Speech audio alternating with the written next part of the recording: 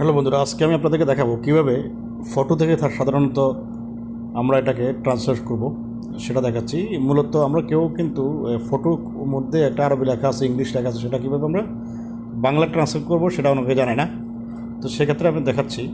For example, আমি একটা camera দিয়ে একটা আরবি পিকচার নিয়ে দিচ্ছি, যেটা আসলে আমরা পারবো কিনা জানি না। দেখেন, এই একটা ওষুধ, দেখেন একটা ওষুধ, এটা আরবি লেখা, ঠিক আছে। এখন এটা আমরা অনেকে বুঝি না, তো কী করবো, এটাকে ছবি উঠাবো, ঠিক আছে। ওঠানোর পর আমার গ্যালারি ছবি গেছে। এখন আমরা মোবাইলের সাধারণত অ্যান্ড্রয়েড নিউ ভার্সনগুলোতে ফটোজ নামে একটা অপশন থাকে, দেখেন ফটোজ, এখানে ক্লিক করে ফটোজ দেখবেন, এই যে এটা, ঠিক আছে।